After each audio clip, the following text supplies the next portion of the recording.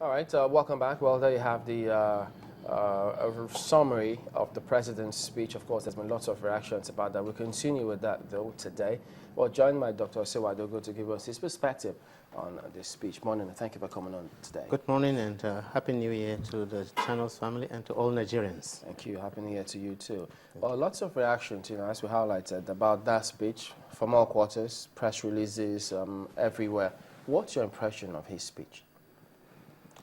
I was very impressed when I was listening to the speech, and I think what the president is simply telling Nigerians is that let there be peace, whatever your ambition. Certainly, no ambition is worth the blood of any Nigerian, not in the least. And he is a man of peace, and a man of peace is preaching peace. And you can see that the level of peace that has pervaded all the elections, even when some people will have had so many misgivings in quarters or in areas where elections have been conducted and they have already said, oh, look, A, B, C, D is going to take place, and they were ready to fight and they were ready to kill, which is unnecessary, absolutely unnecessary. In the developed world, nobody talks of violence during, after, or at any point in time in elections. We should be looking at the principles involved. It's not a do or die affair, it's a win or lose affair. If you lose, wait for another time. And nobody, it's practically impossible that that all those that aspire for political offices will all get to that. Only one person at a particular time will occupy a particular political office. So why don't you accept the reality? Even in the primaries, as we have seen across the nation, it leaves so much to be desired that if somebody loses, he feels that, look, that loss was not warranted, he should have won, and the other person is feeling the same thing. No, it shouldn't be the case. Take it the way it is. And I'm glad that the president is actually taking the bull by the horn and telling everybody who cares to listen, and I believe he will, that before, during, and after the elections, those who try to foment trouble, they will be in trouble. All right, let me get back to the initial part of the speech. He talked about security, terrorism, the insurgency in the country. And then he says he wants to assure us that terrorists will not get away with their atrocities, they will not win, they will be routed. He said he feels the pain, but there are people who have said, look, he has said this kind of thing before. There was a time he said they were going to end terrorism at a certain time.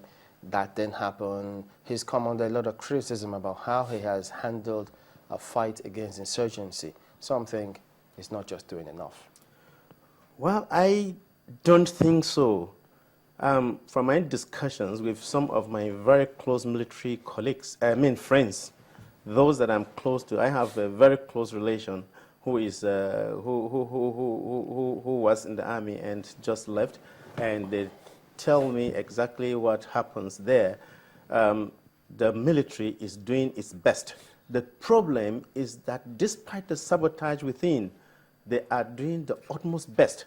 We should not forget that the terrorists are not fighting a conventional war.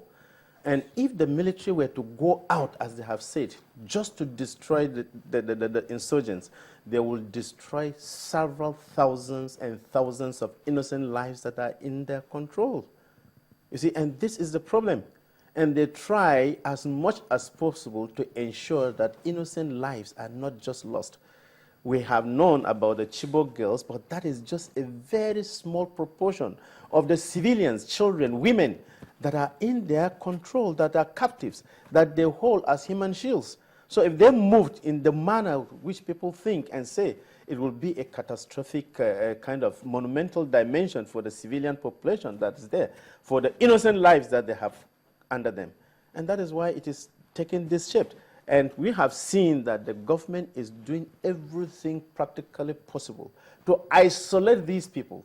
And at every given opportunity, we do know that the armed forces, they get rid of them when they discover that they are not going to inflict unnecessary damage on the civilians or innocent people. Allow me to come in here.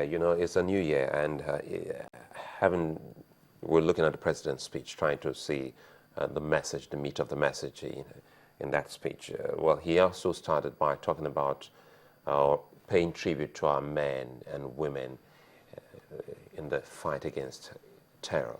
And, well, he said we are re-equipping and repositioning our armed forces to enhance their capacity to win the ongoing war against insurgency in the country. Have you seen any? You have access to some of those military people, you say some of them are your friends. From what you get from some of them, have we been able to get the needed equipment to fight the insurgents? We are getting the needed equipment. There are hitches here and there. For example, a few days ago, you'll have read that a lot of consignments that were being brought from Pakistan, Saudi Arabia did not grant passage, isn't it? These are some of the problems. For whatever reasons that Saudi Arabia will act that way, we do not know. But they do know that it is a monumental problem for us. And I would have expected, with the cordial relationship that Nigeria has with Saudi Arabia, that they should have granted that, unless if they have an ulterior motive. I don't see any reason why that should happen. And we also knew quite a long time ago the U.S. refusing to allow Nigeria to buy some of these things. They even refused Nigeria from buying some of their equipment from Israel. Do you think there's a relationship between what the Saudi Arabian government has done and what the U.S. also did, knowing full well that Saudi Arabia is an ally of the U.S.? I don't know. I'm not in a diplomatic circle, but I don't see the justification in it. I don't see the justification either in the U.S. doing so or Saudi Arabia doing so. I don't know the reasons. I have not asked, and I do not know, and nobody has given any reasons, and neither of these countries have given real reasons why, or justifiable reasons why such action should take place. Do you see it? Nobody, to the best of my knowledge. And no Nigerian has come out to tell us that, look, these are the reasons, either from the opposition or wherever quarters. You know why I'm asking this? Because this very line is very important in the fight against terror. If the president is assuring the country that we are re-equipping and, of course, repositioning the armed forces, it means, well, this is all we need to get to win this fight against terror. We must re-equip our armed forces. That is correct. And what I'm trying to explain to you is that from what one has known, yes, the re-equipping is going on. They are getting new and very new equipments on a regular basis.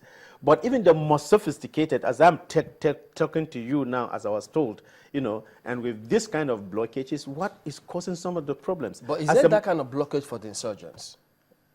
That is what I cannot tell.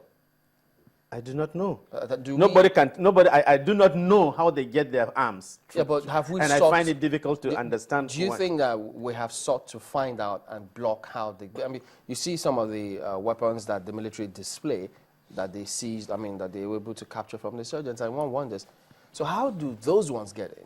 And we are having a blockade with our military. Well, you see the Maghreb, you see from Libya down to Chad, Niger, and all whatnot, and the porous borders and all the stories one hears, which one cannot really confirm, that some of these things are just being brought. We have had rumors, I don't know how far it is, that some neighboring countries have been assisting or are in sabotaging to Nigeria's efforts. We have heard in different quarters that some of them even trained in these countries and simply flip into Nigeria. We have also seen that a good number of them are not even Nigerians. A lot of them are mercenaries. We have seen videos, some military people showed me, they are mercenaries, they are not Nigerians, are not people from these regions that you think they are. And they are trained, they have already sacrificed their lives, they are ready to die. What did they do? And how they come in, how they bring their weapons, nobody can tell. I don't know. And I simply can't say this is how it's done. But in my view, as a layman, I'll simply believe there is sabotage somewhere. Where it is, I don't know.